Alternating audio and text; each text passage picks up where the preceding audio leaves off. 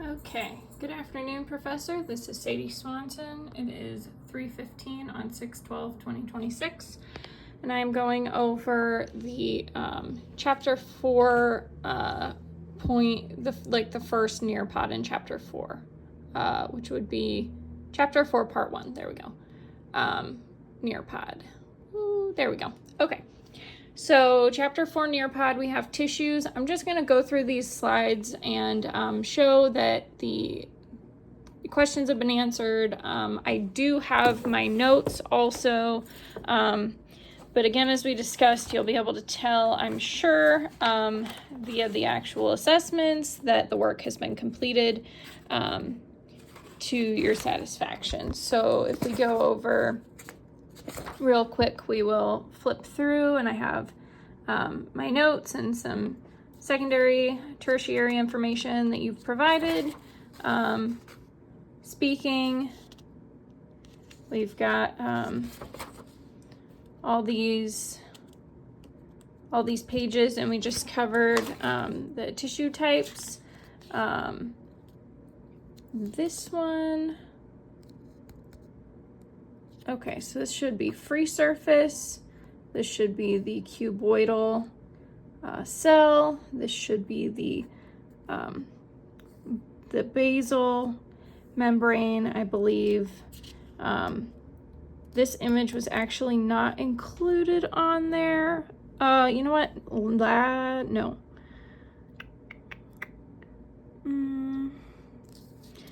Okay, so we'll bring that to your attention, but as you can tell, everything that was accessible has been filled out. I was going with the tissue types. I forgot where I was at. Connective, epithelial, or skin, muscle, and nervous tissues, and then we went over the types of cells characterized by their shape, which is squamous, cuboidal, and columnar. And we have written explanation later on about how those get their names. These goblet cells look like a goblet that captures and slowly secretes across the surface different oils and things like that. Okay. Oh, right. And transitional epithelium. And again, the basement membrane on the basal side of that cell, with the free surface or the apical surface being on that side. And that's actually where we finish with these notes for this section. So let's just, again, click through here.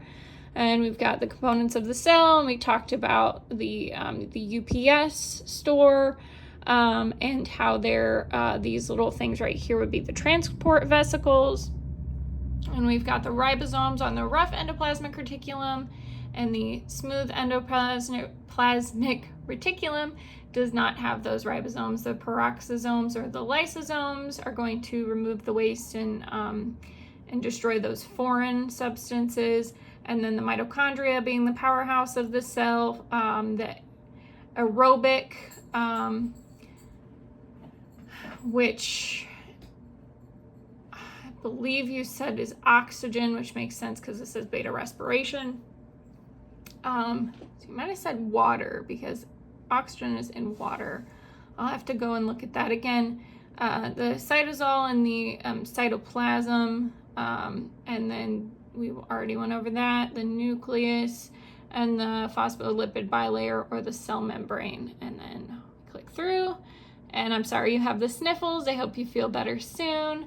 We said epithelial, connective, muscle, and nervous. The biopsy is for a living person, and the autopsy is to discover how someone died. Here we go over all of these, and you said specifically that we need to know the endoderm, the mesoderm, and the ectoderm. Yes, okay.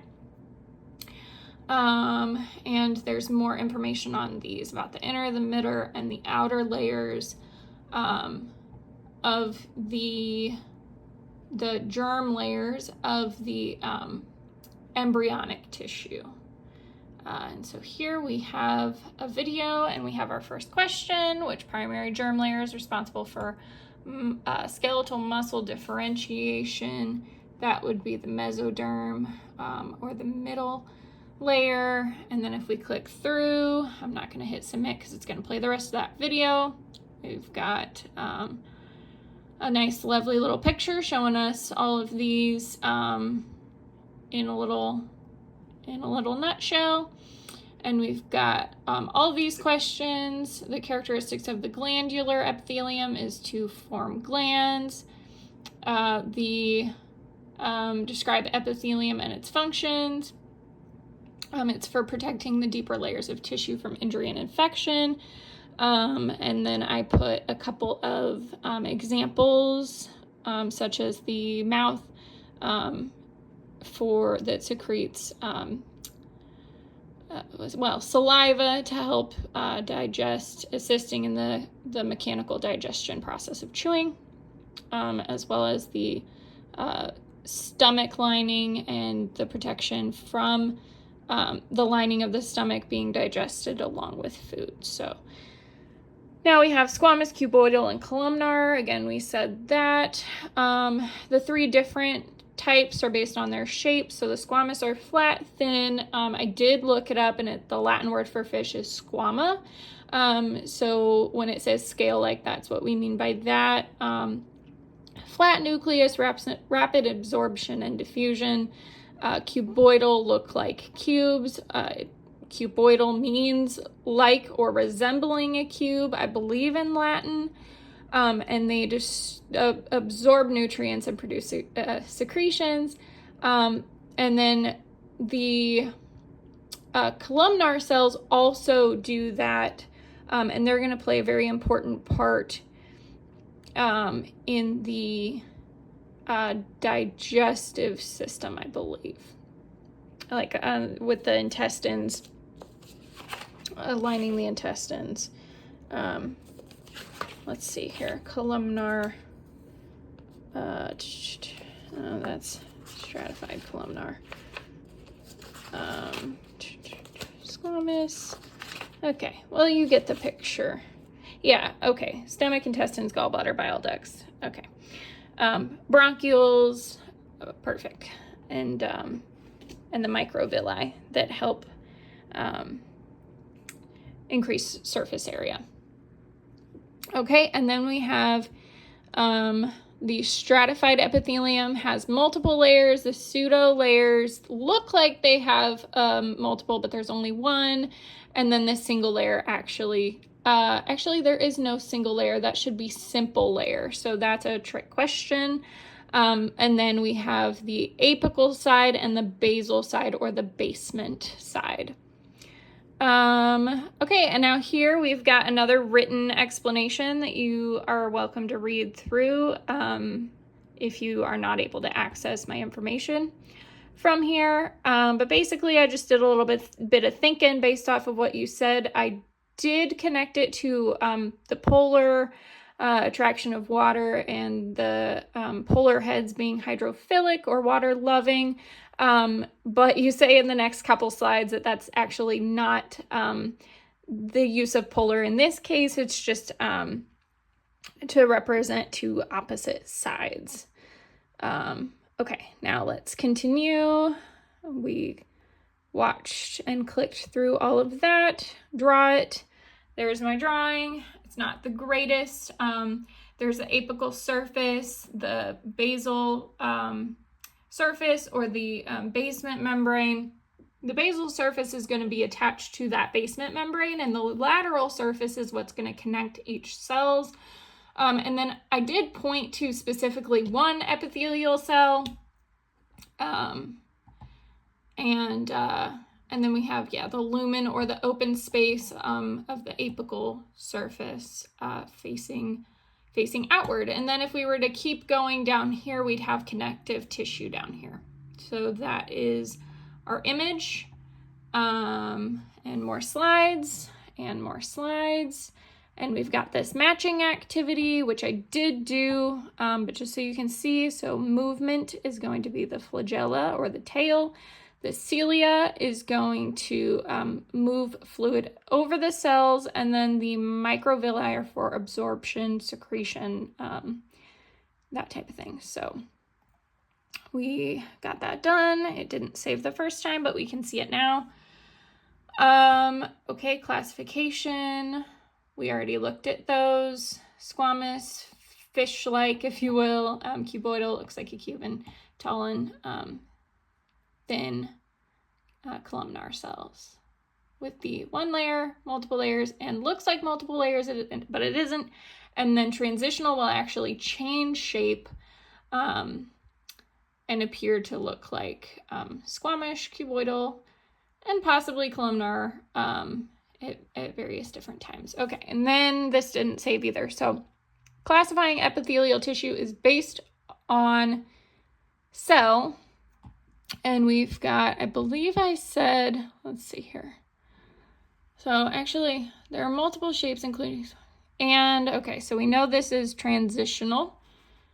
And then I want to say one is shape and the blank of cell, shape of cell, number of cell, shape. Okay, hang on. I gotta look at this. 2 types of layers, including, okay, so we've got simple and stratified, and then classifying based on cell shape and the, there we go, number of cell layers. Perfect. Okay, 6 out of 6.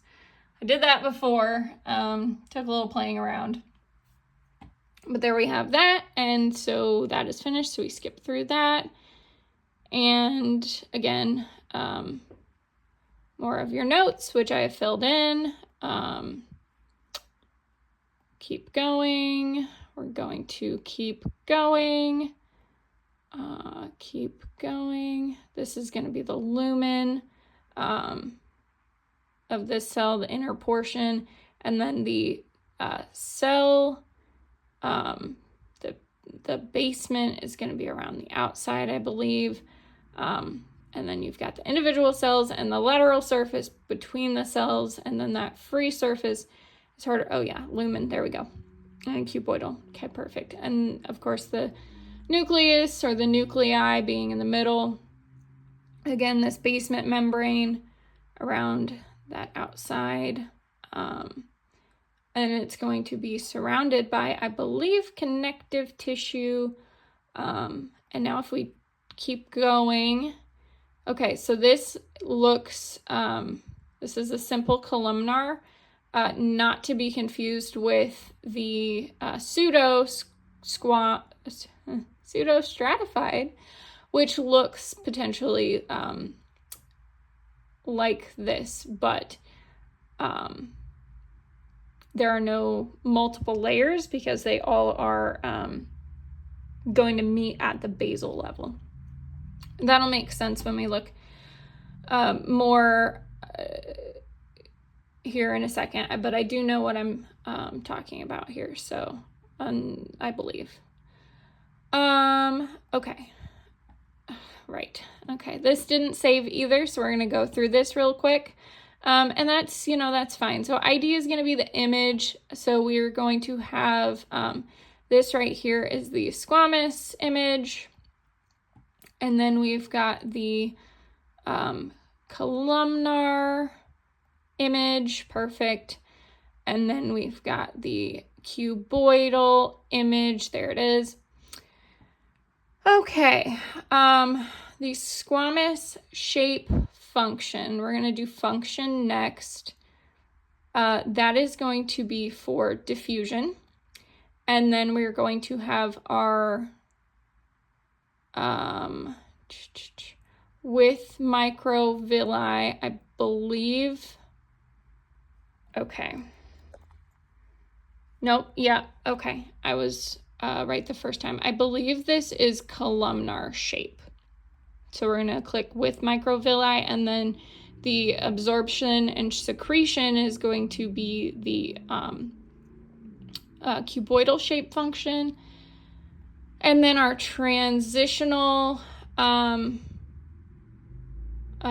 sorry. Backing up, beep, beep, beep. Transitional function, where are you? Maybe not. Oh, nope, we don't have any functions. We just did them. Okay, so the transitional location, I apologize, is going to be the urinary bladder. And then we are looking at the cuboidal, squamous, and columnar locations. Now, I believe our squamous location is going to be our lungs and our blood vessels. Yes, okay, perfect. And then our stomach, intestines, that should be columnar. Okay, and then cuboidal is the glands and the kidney tubules. And I believe this is where you mentioned the H term for the kidney. What is it called? Loop of Henle. There we go. Nope, that says squamous epithelium. Okay, and kidney tubules. So the tubules themselves are going to be the cuboidal. Yes, cuboidal epithelium. Okay. Moving on. Now we've got stratified squamous epithelium. So we're going to have multiple layers of these flat fish-like scale-like cells that are skin cells. The moist non-keratinized are going to be for all of like the wet passages, the anus, mouth, throat, vagina, cornea of the eye, and then the keratinized, a great example is the skin, and it will protect from all of these things. Caustic chemicals. Caustic, I believe, is a basic corrosive. That's what we're talking about when we say that. Water loss and infection. Okay.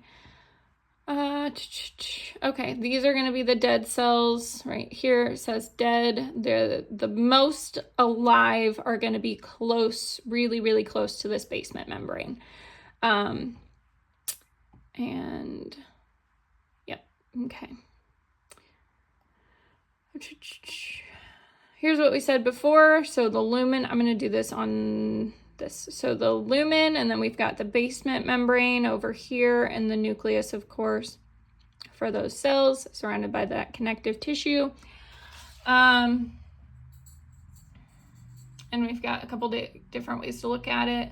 And then the sweat glands, or the specialized sweat glands, which are the mammary glands, augmented, maybe, I guess you could say. Okay, and then free surface, nucleus, we've said that. We've said the lateral surface. We've got the apical surface being the free surface, the basement membrane being the basal surface, and if we keep clicking through here, we can see more notes, more information. Pseudo looks like it has many, but only has one. This is what we were talking about. So it is going to reach the basal lamina. So it's all going to be, it looks like it has multiple layers, but each one is going to reach that basal lamina.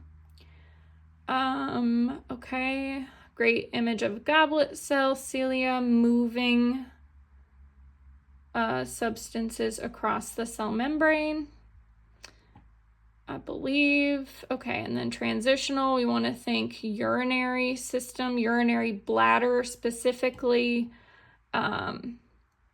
different, the renal pelvis, which I believe is a part of the kidney, from what you said, urinary bladder, ureters, and superior urethra. And this is, yeah, okay, never mind. We said it changes the shape. This is going to be an image of a full bladder because of those cells being compressed. Transitional epithelial cells, the basement membrane. This is the apical surface again. Pardon me. Okay, and now we have our image here. So we have our simple columnar. We've got our stratified squamous, which I believe is that one, and our stratified cuboidal. And we did those, we answered those questions, and we have finished our Nearpod. It is 3:36 p.m. on 6/12/2026, and this is for Professor Nicole Musselman. This is Sadie Swanson, and I will be loading this to YouTube so that you can see that this assignment was done in its entirety, hopefully to your satisfaction, and to keep record of it. So this will be being uploaded to YouTube. Thank you very much. I hope you feel better. Have a great day.